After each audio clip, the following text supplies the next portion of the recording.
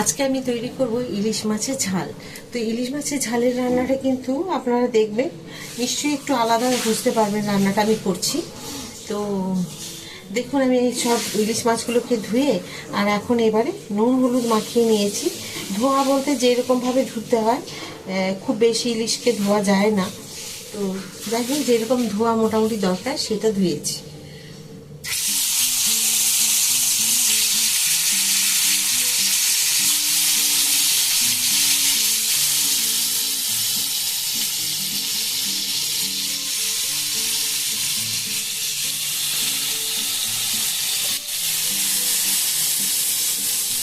মাছগুলো ভাজা হয়ে গেছে, আমি তুলে দিচ্ছি। আর দেখুন আমরা একটু মাছ মোটামুটি এটা যে লোকাল ইলিশ যেগুলো ধরুন আছে সেইগুলো একটু ভেজে নিই আমরা।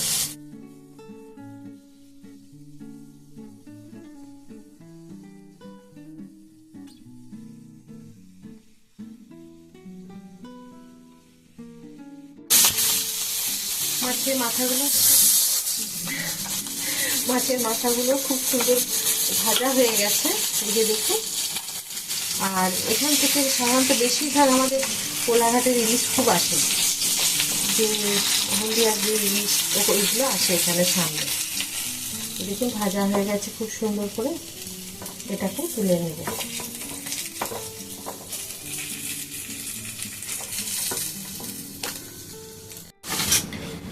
দেব আমি দেখুন যে রান্না করবো ইলিশ মাছ, একটা শুকনো লঙ্কাকে দু টুকরো করে ভেঙে নিয়েছি।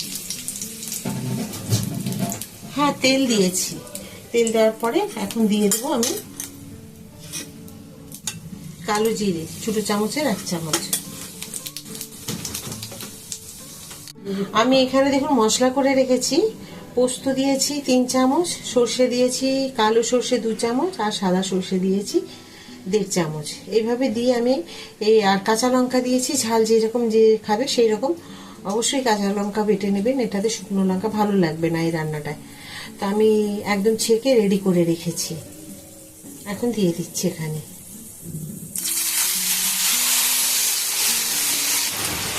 আমি যে এরকম শুকনো লঙ্কা কালো জিরে ফোড়ন দিয়ে করলাম, অবশ্যই একবার করবে। দিয়ে দিলাম হলুদ পরিমাণ মতো,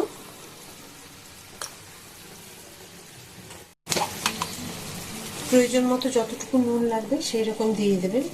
মাছ যতটুকু থাকবে, রান্না যতটুকু করবেন সেই স্বাদ অনুপাতে আপনাকে নুনটা দিতে হবে।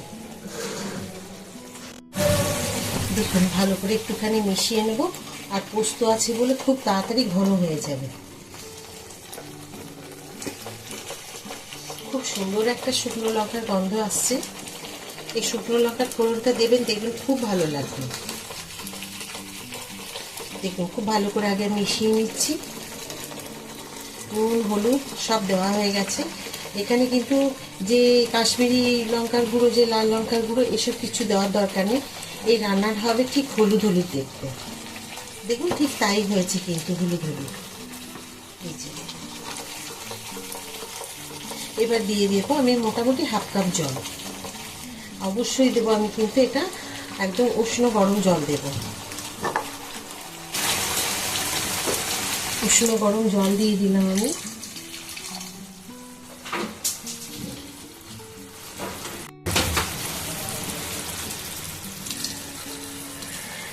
এবার দিয়ে দেবো যে ভেজে রেখেছিলাম মাছগুলো।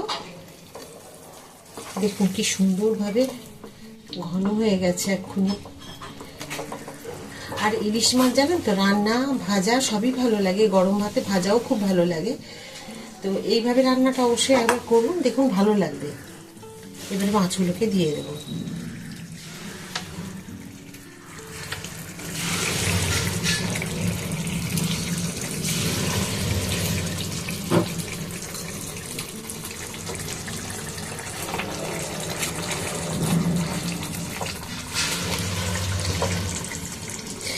এই সময়তে ইলিশ মাছ একদম বাজারে ঢুকলেই দেখা যাচ্ছে, একদম প্রথমে। আমি যদিও বা বাজার টাজার করি না, বাজার দোকান, তো শুনি বাড়িতে এসে যে এই বছর খুব ভালো ইলিশের আমদানি হয়েছে, প্রচুর বাজারে ইলিশ আসছে।